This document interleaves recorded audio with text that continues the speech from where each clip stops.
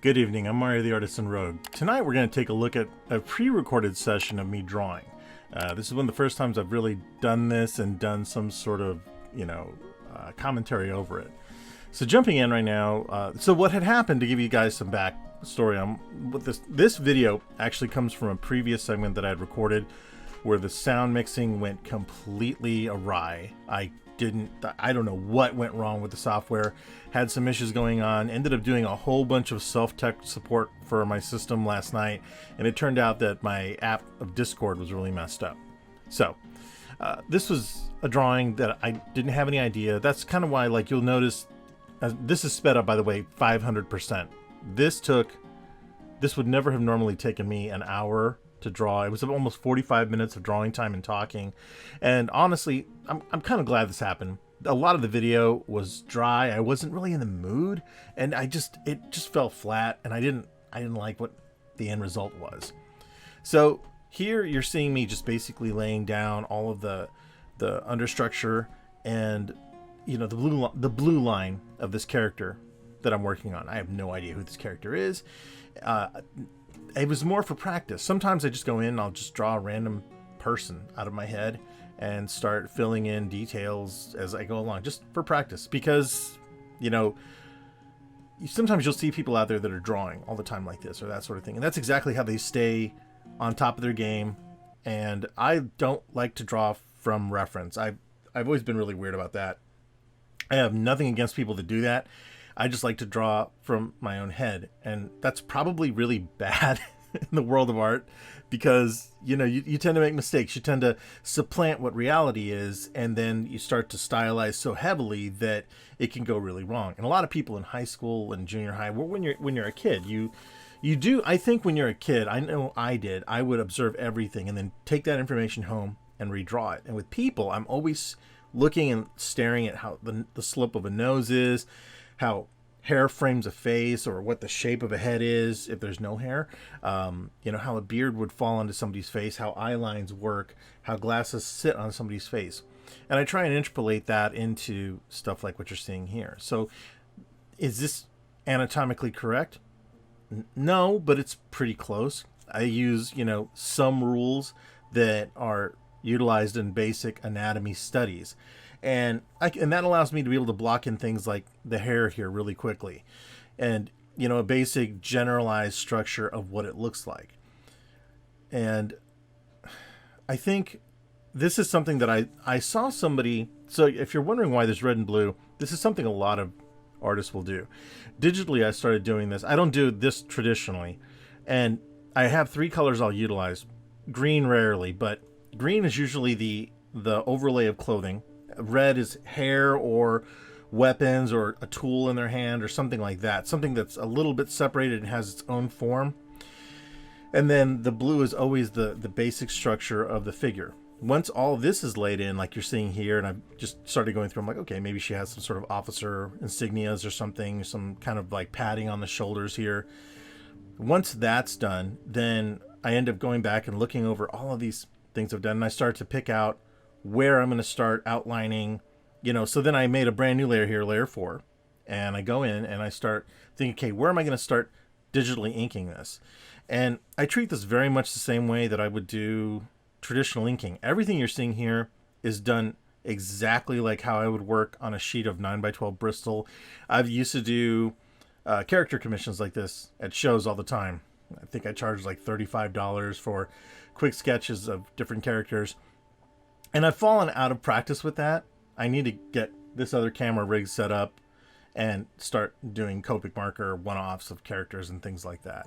This was actually a discussion I had the other day with a buddy of mine, Phil, about the whole fan art thing. Because I know whenever I do conventions, I get a lot of, people that were like, oh man, can you draw this character? And I've drawn the Flash, Captain America.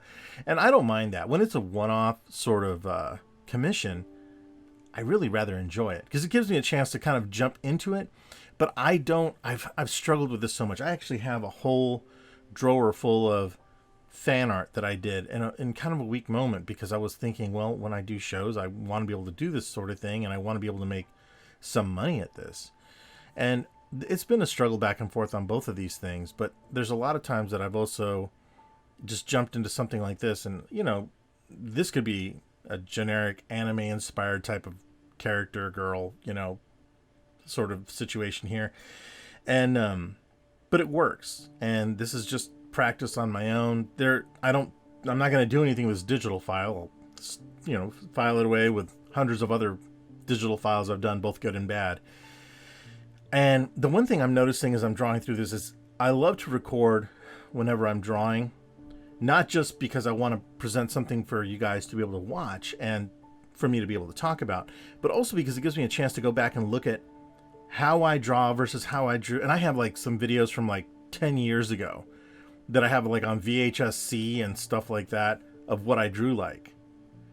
And it's always kind of mind-boggling to see that back then and see that there's still some stuff I do. There's little bits of line work and detail and an organization to how I lay down line and what I pull out of it, because I won't pull all of the details out of a sketch. In fact, I actually end up embellishing and doing far more, which is ideally what you end up doing when you do this sort of thing. But I thought I'd show you guys this quick time lapse before we jump into the actual coloring that I'm going to do here in just a second. So we'll jump to that here as soon as I finish filling in like the details here on this shoulder pad. And there's a lot of it that's missing. I had to zoom in quite a bit on this in Photoshop because there was also me narrating over here in the corner, and that wasn't great. So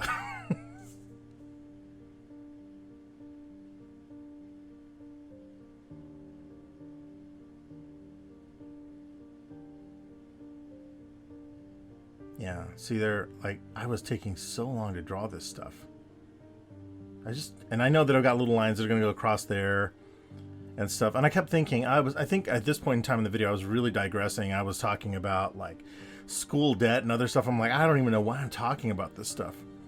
I'm going to be completely honest. It's been hell managing depression and other stuff like that and trying to stay upbeat for videos. But it's, you know, it's something I enjoy doing, and I don't want that to creep into what I'm creating here either. Okay, now we're back into this now. So as I mentioned earlier, I'm really hoping that I solved a problem. Let me give you a little bit of background here while I get this ready here to start doing some work in. I'm going to go ahead and turn off these layers. These were just to give you guys kind of a refresher. This was the basic blue line that I started with here, and then I went over and I did red on top of that for the hair, and then this was the full view of the sort of uniform shape and everything. And then after that, I went back in and just put some basic line work. This is going to be colored super simple. It's just to kind of have some fun tonight. This is something I end up doing every great once in a while just because I never know how it's going to turn out or what it's going to look like, and I need more practice coloring. I'm great at doing flat colors and doing stuff kind of like, you know, this piece that you're seeing right down here below. If you look down below, this is Vina Patura, and this is one of my favorite pieces because that's a combination of both Illustrator and Photoshop, because I've shown you in other previous videos. And I tend to do a lot of flat color lay-ins, and then I'll go back in and retexturize in Photoshop. And this may be similar to that. I'm not going to be doing any vector work on this one, so let me go ahead and get this cleaned up here real quick.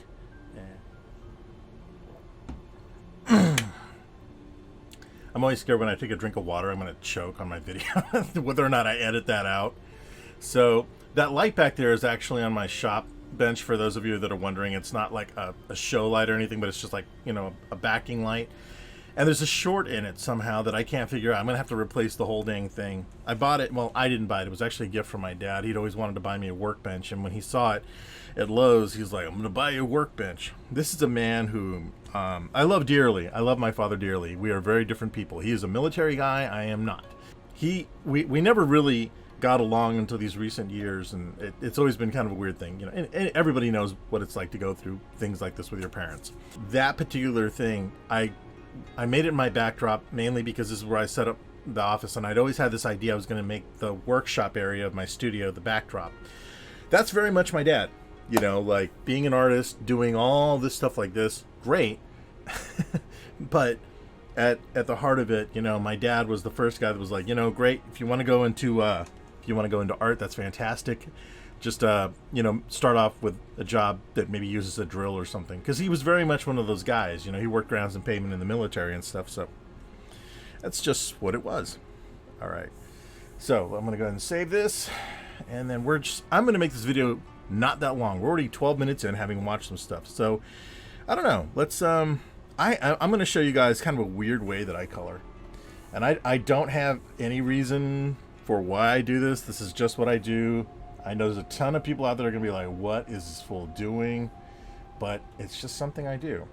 So I'm going to actually pick this color here, as I noticed that from earlier, and I'm going to go in here and just do, here's another fantastic challenge. Let me tell you guys about this one. So I ended up, my other mouse died between the segment you saw and then this one. The center spinner wheel went completely the hell out. It just died on me terribly. And yeah, it's gonna look really good. So, and oh man, I was not happy. I was not. Okay, so hold on. Here's another thing we got to do. We got to activate. I am batting 1,000 right now. So I got to activate this other thing called Toolbox. Toolbox is my control system here that I have. I'll show you here real quick. This is just a little controller box here that I use for all my shortcuts and stuff like that. I joined in on the Kickstarter and it was, I think, $70, but it's been a lifesaver for me to be able to work in my digital thing, and it gives me the ability to shrink and zoom and stuff like that while I'm turning the dial on it. So I always quickly lay in the colors. I am real sloppy when it comes to digital coloring. I don't know why. It would probably save me a lot of time to be far more what's the word I'm looking for? Far more succinct, delicate, and exacting with it. I don't have time to really do that. And I think a lot of it is because I end up overlaying so many colors. And I like this particular brush here. It's a Groot brush, and I can go in and, you know, start to do some stuff like this where it's got a neat bit of watercolory effect to it.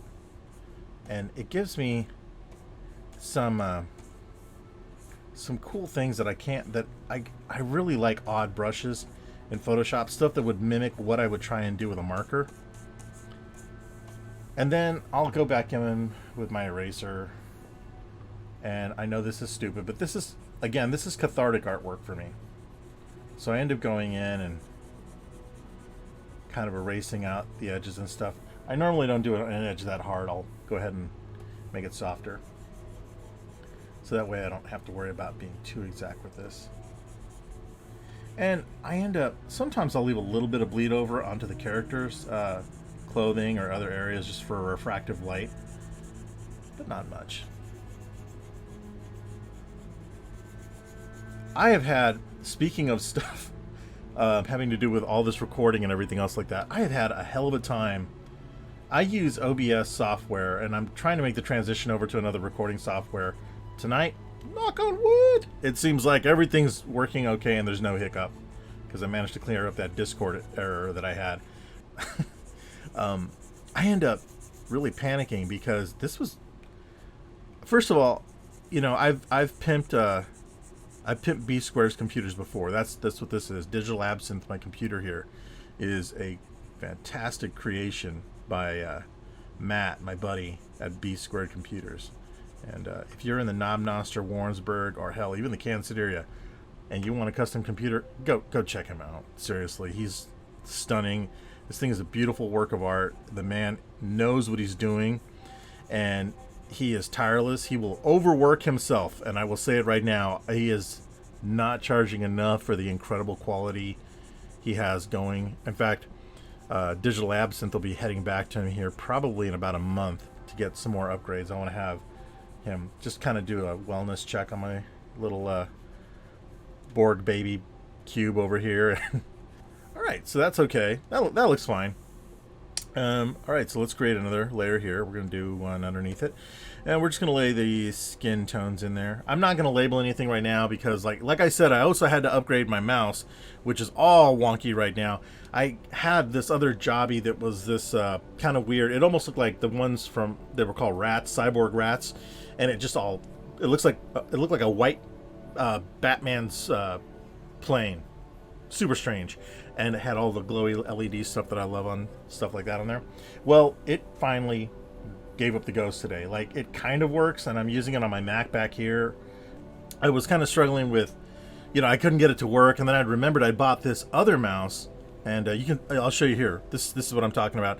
So this mouse is one of those ergonomic ones, which is going to help my carpal tunnel quite a bit. But I'm not lying, I was struggling something fierce with this. All right, so, oh, I had the eraser chosen. I was like, what's wrong? I just broke my system. Here I am talking crap. All right, so again, since this is on a different layer, I can be a little faster and lazier with this. Just kind of layer this in. Now, everything I'm doing, this is no kind of tutorial for coloring. This is my own flat coloring that I love doing. I really loved artists like Nagel growing up. And if you don't know who Nagel is, he was huge in the 80s. He had like the high contrast women. You'd see him like on advertisements for like hair care stuff. Like, I swear to God, every hairstylist in the world probably has a poster of that guy's look somewhere in their salon. I like stuff like that. I like really graphic, simplistic colors in my layouts. And I don't get a chance to really do this as often as I'd like. I think because, and this really kind of mimics, you know, like I've said before, a lot of what I did when I was in school and I did pen and ink. I would do this sort of stuff all the time. And I really liked certain looks. Oh, am I on the right thing? No, I'm on the wrong thing here. Select that color there. Started tricking myself out there.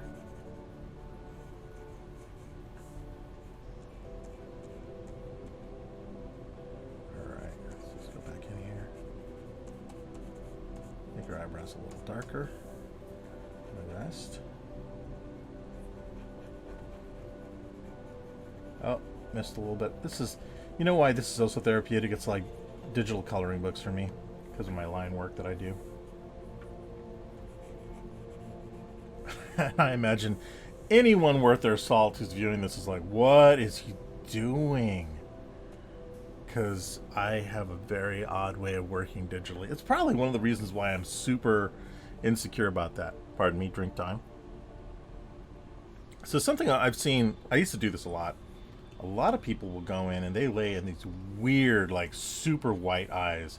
And I remember watching a tutorial of another person that was doing like digital coloring, and they were like, you never want the eyes to be pure white. It's just like some demonic, crazy stuff you don't want to have happening there, because eyes aren't naturally that white. You know, if you look at them, I mean, they're not like jaundiced yellow or anything else like that, but we don't have purely white eyes. It just doesn't happen that way. So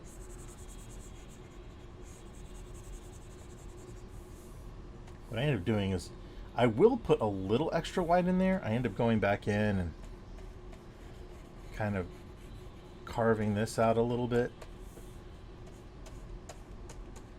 giving some shadow there, and then going pure white with it.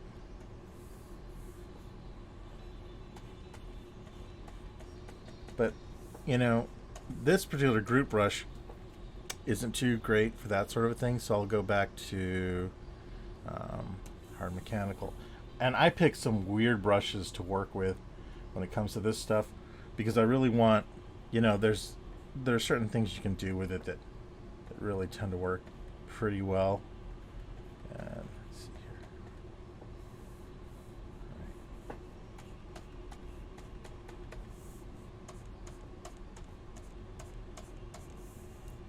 Put this on top here. Do another highlight layer here on top.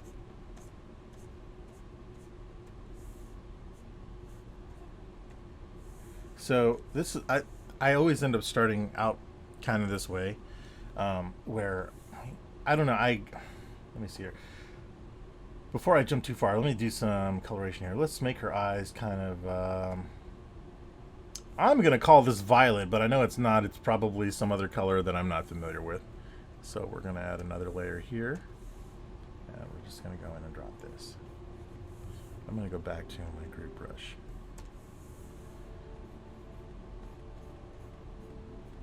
This one I'm going to start getting a little more refined, not because this is on the same layer as the other stuff, but because this is something I really enjoy, is that I can kind of go in there, and this may look like total hell, honestly.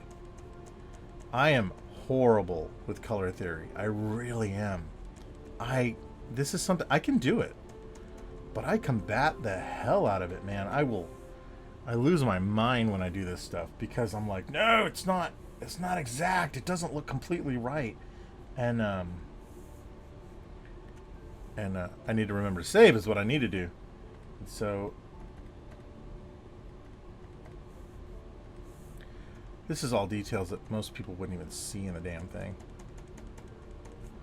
But I end up putting this in there because I like how eyes look. And this is a really sort of simplistic thing, but it's starting to get there. Okay, let me hit save. The event this thing crashes. All right, we are now 24 minutes in. I've got eyes, skin tone, and hair in. So let me see here. I almost kind of want, like, the cats are sleeping on top of, I have this pull-out drawer here where the cats are sleeping on top of it, and it's almost impossible to get to my stuff. There's a pull-out cutting board that I have for matting and things, and then it slides back in on top. I custom designed and built that whole thing, and the immediate first drawer underneath it has all my randomizer dice and other tools that I would normally try and pull out for this sort of thing, and I can't get to them right now. So let's see here. You know, let's just go with a nice neutral, maybe kind of a, let's do that. Well, we're going to break all kinds of rules tonight on how the hell uniform structure and color coordination works, all of that. No, in fact, I'm going to play it safe. No, I'm not going to play it safe. Let's just do this. Let's just go ahead and go with a blue, and we're going to throw that in there, okay? So now, one thing I do like about these brushes, especially this one, is its weird sort of edginess. I tweaked the hell out of this thing because I really love the way that it kind of bleeds over into the paper like a big old soppy wet brush.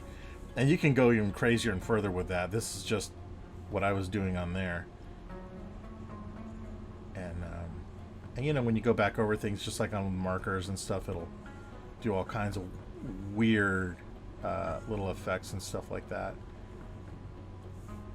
And then I'll drop the shadow here, and maybe some shadows here underneath the arms, and here underneath this. Again, I have a very simple approach, very local color. I know my watercolor teacher Neva would be killing me right now. She'd be like, "What are you doing? Why are you laying color in this way?"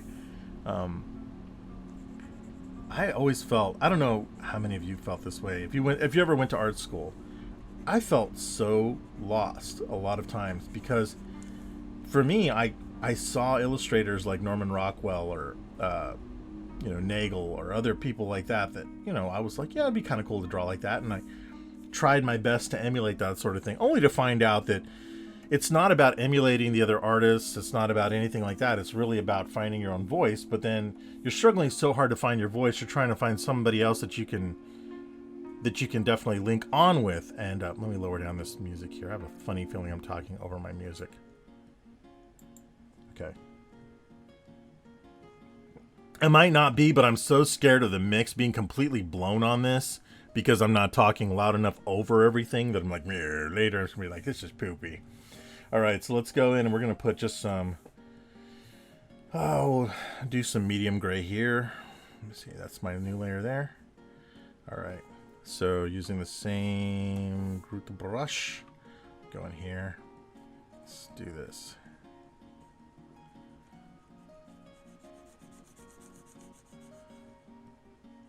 Okay. There are a lot of things, though, I do miss about art school. It was a lot of fun. I genuinely had fun. I know that I've got people that, I went to school with that were like, I didn't really enjoy it that much. But, I learned. I didn't have a bad time. I had my moments in there where I was like, oh, God, I picked the wrong thing. Because, and I think I've gone on to this in other videos, but for those of you who are tuning in for the first time or watching this sort of thing, I had originally started out, first of all, to quote a line from Better Off Dead, or I'm going to paraphrase, because he says something, what was it? God, it's been so long since I've seen the movie. Now that's a true crime. I need to solve that this week. There's one of the characters, and there's like, I've been in high school for 7 years. I'm no dummy. super paraphrasing. I can't remember if that's exact line or not. But I went to college for just over 7 years because I kept changing my degree. I couldn't decide on what in the world I wanted to be. I went in first as a theater major, and that led to a weird, ill-fated stint at doing stand-up one time. Horrible. And then I couldn't hang with a lot of the kids that were theater people. I just there was nothing about it I really enjoyed that much. And I mean, although I do miss it, there's a lot of that I really do wish I had pushed harder into and focused more on. I'm okay, because I felt like it was a lot of, at least at that point in time, it was a lot of a popularity thing. I didn't like that at all. It was, it just didn't appeal to me. And that's being said, over the years, I've met plenty of other people who were in theater and turned out to be really cool people. But for me then, that was way too much. I didn't want to deal with that sort of stuff. And so, going back to what I had gone through with that, I thought, okay, I'm going to step away from that. And I'm going to do my second love, which was Egyptology. And I love ancient Egypt. I really wanted to go into that whole thing and have, go into tombs and all that other stuff. No small bit of that was inspired by, Indiana Jones. Of course it was. But there was a lot of it too that was like, I really had an interest in the ancient world and that sort of thing. And I ended up in honors Egyptology, and I took some classes. It was okay. I ended up with a guy. Everyone called him Dr. Death. That guy. He was something else. I learned a lot. I'm not going to lie. I learned a lot. But I also struggled a lot because the class was definitely something that was harder. I mean, you had to... It was the first time that I had always had an interest in Egyptology and in Egypt in general. And, the new and old kingdoms, Upper and Lower Egypt, and all this other sort of stuff. And I love the mythology, the religions that would pop up, and how there are major and minor gods all over the place. Some towns would have their own. And, everybody knows the big ones, like, Anubis is a really good one that you see that guy everywhere. I blame Stargate. I don't blame Stargate. I love that movie. The series is fantastic too. But you get these generalized ones like him and... Osiris and Ibis and stuff like that. But then there's other ones that just kind of fall by the wayside that are really incredible, I said characters, but really incredible, deities. And there's all kinds of histories behind them and stuff like that. It's just really cool. And that was what drew me in there. That, and also the idea that, we had these people that were obsessed with the afterlife. To the point to where, you would see these tombs and this incredible artwork that was brought to life, little figurines that would be buried with them. Their organs were removed and then stored in canopic jars. That often the vessels had on the top of them the different deities' heads that they either were associated with or that they believed in, all that sort of stuff. And that just was amazingly fascinating to me at that time. And I think I burned out because there was a lot more research that had to go into that stuff. And also, nothing against my instructor, he didn't really see where somebody like me wanted to do this. I think he didn't have a lot of faith in who I was or what I was doing or why I was even there. I think he was just as confused as everybody else in that class was as to, like, why is this guy here? And I know that sounds weird, but I was the only one. When I was in college, everyone had to carry these giant fishing tackle boxes filled with art supplies. And people would, like, customize them. They'd put, like, wheels on them because it just got tiring carrying your stuff around. And so whenever I go to class, I'd come in with this massive amount of stuff with me. And I think he just was like, what are you doing? What is your, what's your function? And I didn't really have one. I was like, well, I don't know, man. see, we're going to put a little bit of a background in this one. Let's go with a deeper purple here. And I'm going to do this here. Now this one I'm going to have to definitely clean up because I'm going to mess all kinds of stuff up here. But I like it because it kind of bleeds into the character just enough that I can go back in with a brush and fix that just a bit. Alright, and I'm going to go back in here and erase out a little bit of that there, leaving just a hint of it coming back in. Same on the hair. I'm going to, since I want a little bit of that dark background coming back in. Again, like I said, this is a very unusual way that I think most artists, if they saw this, they were like, oh God, dude, what? No, stop. And I just, it's just how I work. I think I had to figure it out because I couldn't for a long time. I would ask some digital artists like, well, how do you do this? And I would always kind of get weird. I either would get no responses or, you know, responses that didn't come back in time quick enough. And so I always just kind of left it alone. I was like, fine, I'll figure it out on my own. You know? Okay, so let me go ahead and save this. Okay, I'm going to take a break here. Get some more to drink. So this is coming along okay. Skin tone's still a little anemic. So let's go in here. And see, this is where I should have started naming the... this is where I should have started naming the layers. Okay, so this I'm right over the original skin tone layer, so I'm going to go in here and I'm going to choose a little bit of a darker. Let's go a little darker than that.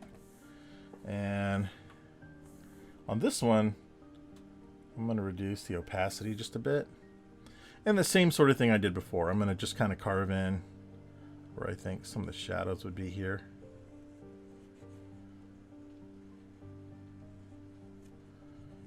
Come up alongside the face here.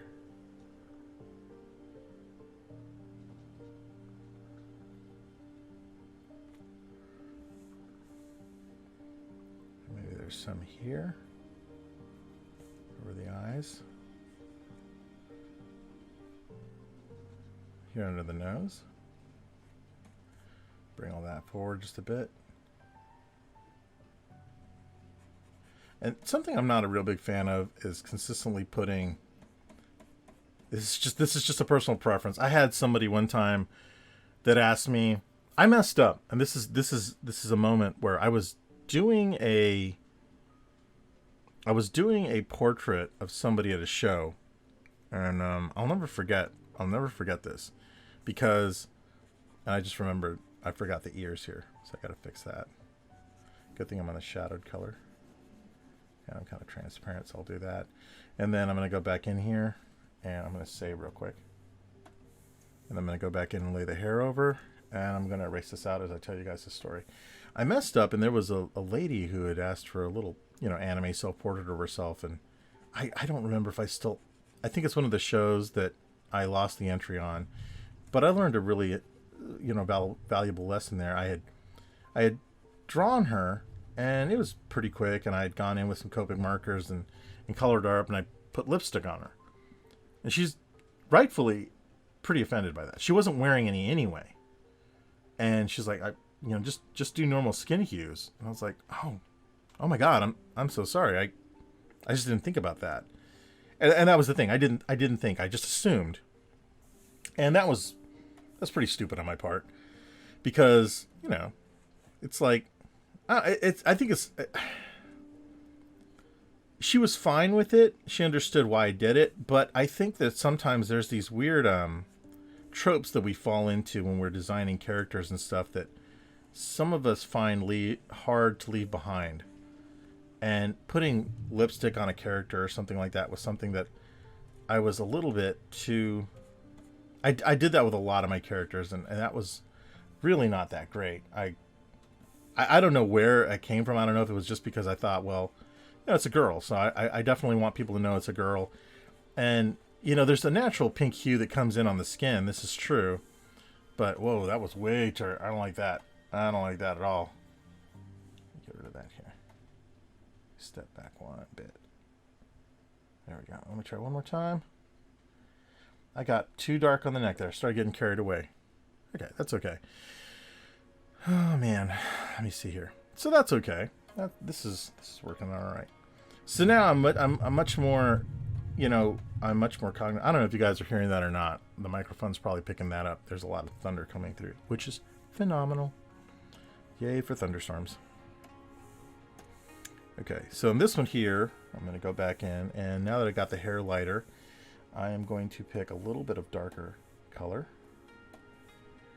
And we're really going to go back in here and put some deeper shadows in. All right, I'm going to raise the opacity on this just enough. Let's do about 78% on that.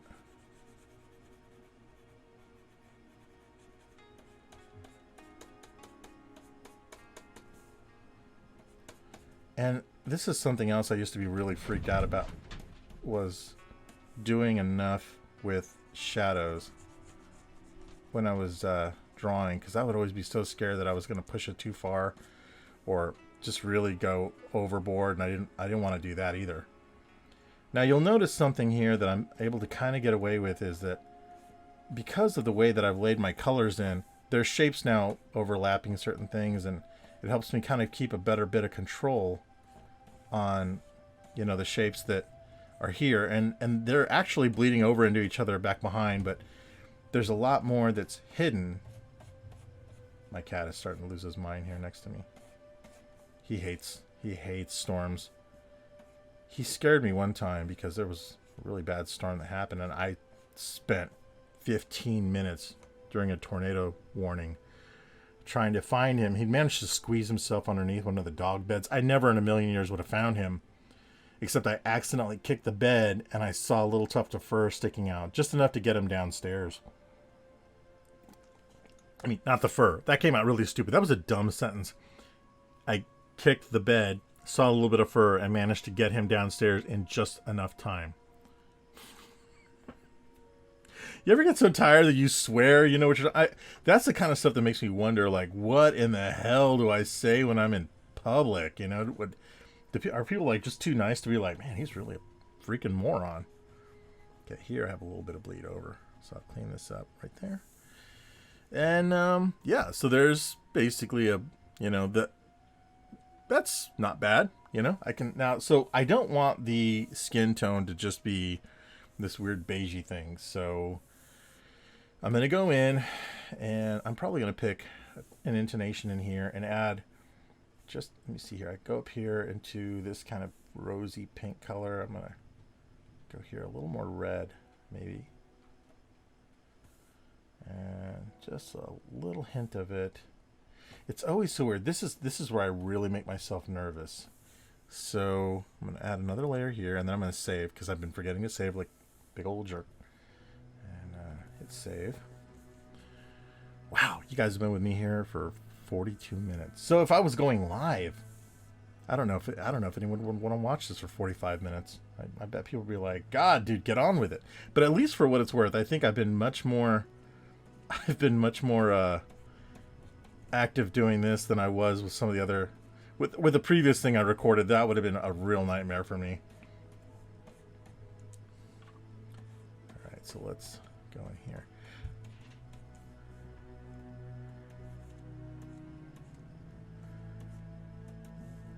All right, I'm liking that more with a rosiness on the neck.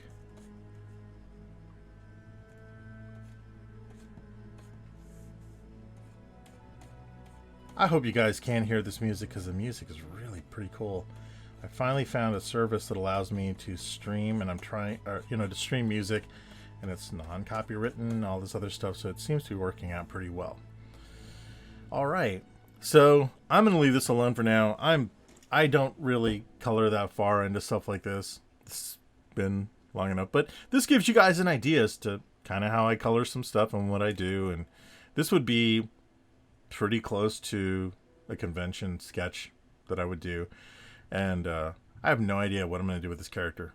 Probably nothing. Like I said, I'll probably just set it to the side.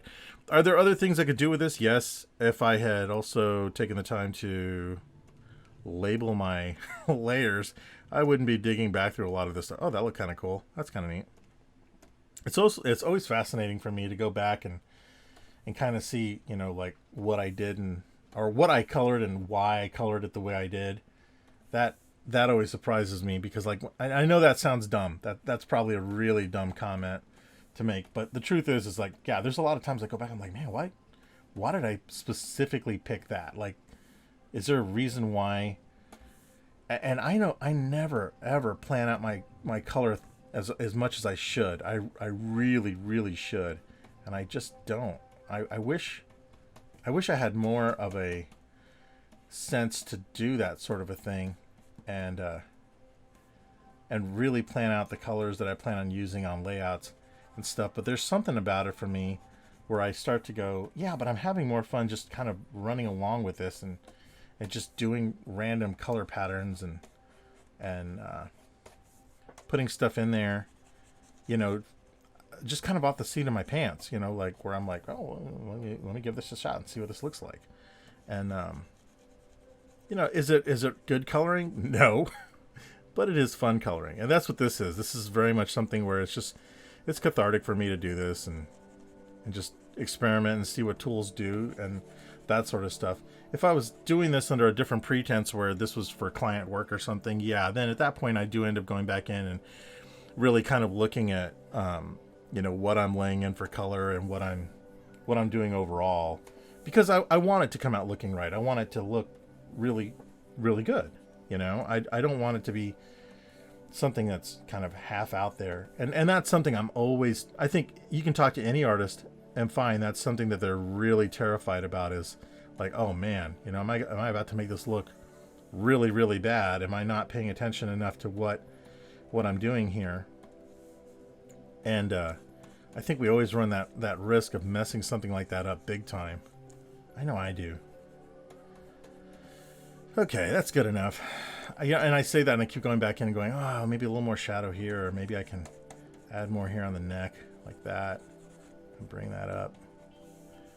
Because and I end up doing the same thing too. I don't know how many of you do this, especially when I'm working traditionally with Copic. I will lay in flat colors and I actually walk away and take a photo on my phone so that I can see it further away. It forces me. This is a great idea. If you're doing any kind of larger work, keep taking photos, not only for your own recording and archive purposes and to study how you work, but to be able to look at it. Like I actually, since I'm broadcasting this to OBS and recording this with overlay and all this other stuff, I can see a smaller version of it up here on the top screen, on my editing screen, and then my Cintiq is down here. Now the Cintiq, much larger, it's about the size of an 8x10 or a 9x12 in real life here, where this is a 13x19 digital document. But up here, it's reduced down to about the size of a 5x7. And so, because of that, it allows me to be able to step back virtually from it and go, oh, yeah, okay, it needs more contrast, it needs more this sort of thing. And sometimes, depending on the calibration on your monitor, that can also be a bad thing. Neither one of these monitors are calibrated correctly. But it does give me a chance to take a look at it and go back. And this might be something where I come back to this and finish doing more coloring, but probably not. I'm just going to save this for now. So have a good night. Thank you for watching once again. I'm watching my subscriber base on YouTube go up. I'm very grateful for that. Maybe by the end of the year, I'm going to hit 100 people. I know I'm not even being facetious. I'm seriously glad for that, because I've been on YouTube for years and I never really pushed that platform anymore. So yeah, so I'll see you guys in the next video. Thanks again.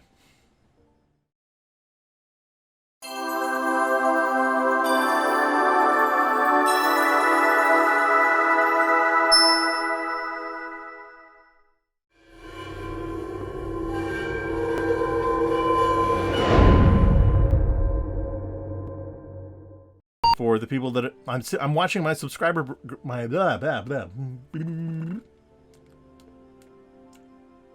It looks like on the screen, it looks like I'm looking at my art. I just hit my microphone, didn't I? Oh man, that's probably like a big old bump. I hit it with my stylus. Is that super creepy when I hold up the water and I stare into the camera? Yeah, that I just made it super creepy.